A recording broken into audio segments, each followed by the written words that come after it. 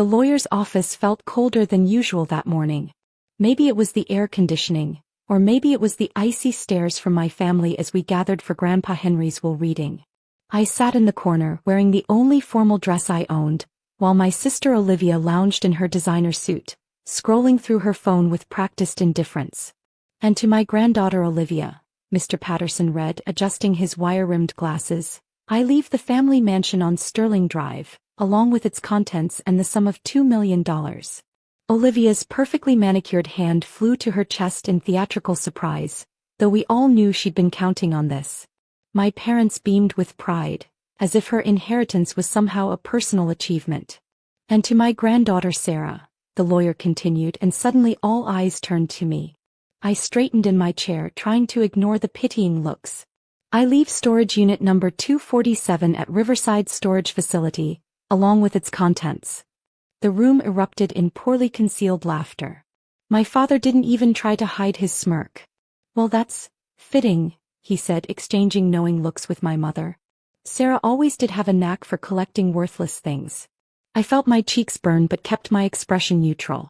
For the past 10 years, I'd worked as an antique appraiser while my sister climbed the corporate ladder. In my family's eyes, this made me the failure, the disappointment, the one who couldn't live up to her potential. This is a joke, right? Olivia laughed, finally looking up from her phone. I mean, a storage unit? Grandpa must have been going senile at the end. The will is quite clear, Mr. Patterson stated firmly. Unit number 247 and all its contents belong to Sarah. My mother touched my arm with false sympathy. Darling, if you need help clearing it out, we can hire someone. It's probably just full of Grandpa's old junk anyway. I pulled away from her touch. I'll manage. The rest of the meeting passed in a blur of asset distributions and legal jargon. My sister received more money, my parents got the vacation house in Florida, and various other relatives were given shares in Grandpa's investments. I sat quietly, clutching the key to unit number 247, wondering what my grandfather had been thinking. That night I couldn't sleep. Grandpa Henry had been different from the rest of my family. While they chased status and money, he taught me to look deeper, to see value in things others overlooked. Not all treasure shines, Sarah, he used to say, watching me examine his collection of vintage watches. Sometimes the most valuable things are the ones people dismiss. At 3 a.m. I finally gave up on sleep. Something about that storage unit nagged at me. Grandpa wasn't the type to play cruel jokes, even from beyond the grave. There had to be more to this. I threw on jeans and a sweater, grabbed my flashlight and drove to Riverside Storage Facility. The place was deserted, rows of identical metal doors stretching into the darkness. Unit number 247 was at the very back, away from the security cameras and lighting. The key felt heavy in my hand as I approached the door. My father's mocking laughter echoed in my head, a fitting inheritance for our little junk collector. The lock clicked open. I lifted the door slowly, wincing at its rusty groan. My flashlight beam cut through the darkness, revealing what looked like a museum in miniature. Glass display cases lined the walls, their contents hidden under dusty sheets. Wooden crates were stacked neatly, each marked with mysterious numbers and symbols. But what caught my eye was an envelope propped against an old desk, my name written in Grandpa's distinctive handwriting. My hands trembled as I opened it. My dearest Sarah, if you're reading this, you've already endured the will reading and probably quite a few cruel comments. I'm sorry for that, but it was necessary. You see, you're the only one who understands what I've spent my life collecting. The only one who sees value beyond price tags and status symbols. What's in this unit is worth more than the mansion and all my other assets combined.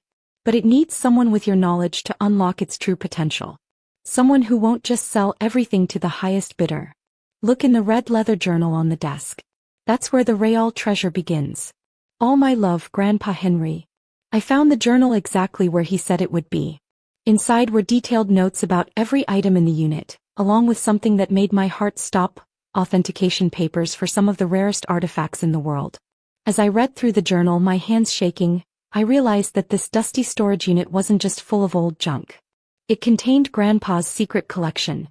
Pieces he'd spent decades quietly acquiring while everyone thought he was just a wealthy retiree with too much time on his hands. And now it was all mine. I looked around the unit with new eyes, understanding dawning. That sheet-covered case probably held the Faberge egg Grandpa's journal mentioned. The one everyone thought was lost during World War II. Those wooden crates likely contained the missing Renaissance paintings he'd tracked down through mysterious European contacts. My phone buzzed. A text from Olivia. Hope you're enjoying your inheritance. Face with tears of joy. Don't forget to wear gloves when sorting through all that trash. I smiled, closing the journal. Let them laugh. Let them think I'd been cheated. Because while they were celebrating their millions, they had no idea that I was standing in the middle of a collection worth more than $40 million. But money wasn't what made me cry as I stood there in the darkness. It was knowing that Grandpa had seen me, really seen me, all along. He'd given me this inheritance not because I was the family failure, but because I was the only one he trusted to understand its true value. I locked the unit and drove home as dawn broke over the city. Tomorrow I would begin cataloging my inheritance properly. But for now I had one small piece of satisfaction. Knowing that sometimes the best revenge isn't proving people wrong immediately, it's letting them keep believing they're right until the perfect moment to reveal the truth. The next morning I returned to the storage unit early, armed with archival gloves, a laptop and proper lighting equipment. Each item I uncovered left me more breathless than the last.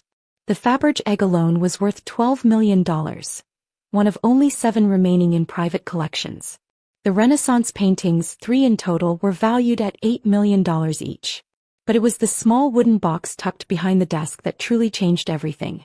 Inside I found dozens of sealed envelopes, each addressed to different auction houses and museums worldwide. More of Grandpa's distinctive handwriting. To be delivered only after my granddaughter Sarah has reviewed the collection. My hands trembled as I opened the first envelope. Inside was a detailed provenance for every piece in the collection, along with proof of authenticity that would make even the most skeptical curator weep with joy. Grandpa hadn't just collected these pieces. He'd meticulously documented their history, importance and value. My phone buzzed again. Olivia. Mom and Dad want to know if you need help cleaning out your inheritance. We can send some workers over. Face blowing a kiss. I texted back, no thanks. Taking my time with it. Let them think I was wallowing in worthless junk. The truth would be so much sweeter when it finally came out. Over the next few weeks I worked in secret, cataloging every piece. During family dinners I endured their constant jabs. Found anything valuable yet? My father would ask, barely containing his smirk. Just old memories, I'd reply, watching him exchange knowing looks with my mother. Olivia was worse. She'd already moved into the mansion, throwing lavish parties to show off her new status. She even invited me to one, to give you a break from all that dust. I declined, claiming I was busy with work. In reality, I was meeting with museum curators and auction house representatives, all of whom nearly fainted when they saw the collection's documentation. This is unprecedented, the curator from the Metropolitan Museum of Art whispered, handling the Faberge egg with trembling hands. We thought this piece was lost forever. How did your grandfather? I smiled, remembering all those weekend trips with Grandpa that my family had mocked. He had a gift for finding hidden treasures. The first auction was scheduled quietly, featuring just one piece, a previously unknown Van Gogh sketch. The art world buzzed with excitement. My family, absorbed in their own supposed success, noticed nothing. Then came the morning of the auction. I sat in the back wearing sunglasses and a hat, watching as the bidding started at $2 million. Within minutes it passed $5 million. When the gavel finally fell at $8.7 million, I slipped out quietly, smiling. That evening, my parents hosted a family dinner to celebrate Olivia's latest promotion. I arrived last, taking my usual seat at the far end of the table. Sarah, darling, my mother said with false sweetness, we heard about that amazing Van Gogh discovery on the news. Sold for almost $9 million. Imagine having something like that. Must be nice, Olivia added, sipping her champagne. Instead of sorting through old junk in a storage unit. I took a slow sip of water. Actually, I've been meaning to talk to you all about that storage unit. Finally ready to admit Grandpa played a cruel joke? My father laughed. Not exactly. I pulled out my phone, bringing up the auction results. You see that Van Gogh that sold today? It came from my worthless inheritance. The silence was deafening. Olivia's champagne glass froze halfway to her lips. That's not possible, my mother stammered. Oh, but it is. I smiled, scrolling through photos on my phone. Just like the Faberge egg going up for auction next week. Starting bid, $12 million. And the 3 Renaissance paintings the Louvre is interested in acquiring. They're offering $24 million for the set. My father's face had gone pale. You're lying. Henry would never. Grandpa spent decades building this collection in secret, I said, enjoying every moment. He gave it to me because he knew I'd understand its true value. While you were all laughing at the worthless storage unit, you never bothered to look inside. Olivia stood up so quickly she knocked over her champagne. This isn't fair. I got the mansion. I was supposed to get the valuable things. The mansion's worth what, $5 million? I asked innocently. My worthless inheritance is currently valued at over $40 million. And that's just what we've authenticated so far.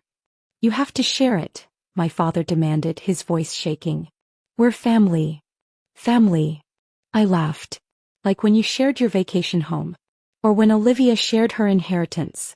Or how about all those times you shared your support and respect? That's different, my mother protested weakly. You're right, it is different. I stood up, gathering my things. Because I'm not just here to tell you about my inheritance. I'm here to make an announcement. I've established a foundation in Grandpa's name. Most of the proceeds from the collection will fund scholarships for art history students and restore historical artifacts to their rightful owners. You can't do this. Olivia shrieked. I already have. After all, it's my inheritance to do with as I please. I headed for the door, then turned back one last time. Oh, and Olivia, you might want to reconsider those renovations you're planning for the mansion. I happened to find some interesting documents in the storage unit. The house has historical protection status. Any unauthorized changes could result in serious fines. I left them sitting there, their perfect family dinner ruined. Outside, I looked up at the stars, thinking of Grandpa. He taught me that true value isn't always obvious, that sometimes the greatest treasures are the ones others overlook. The next morning the calls started.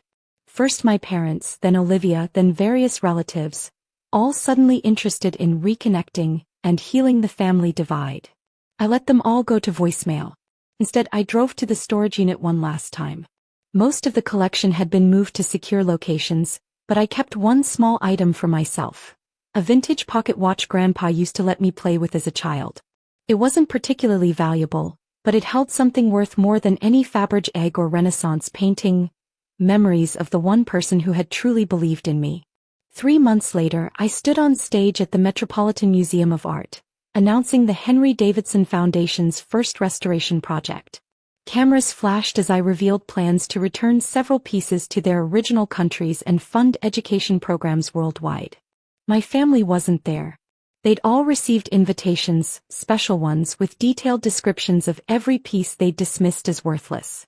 None of them showed up. But I didn't care. Because standing there, I realized Grandpa had given me something far more valuable than a $40 million collection. He'd given me the chance to prove that sometimes the greatest revenge isn't in proving people wrong. It's in proving yourself right.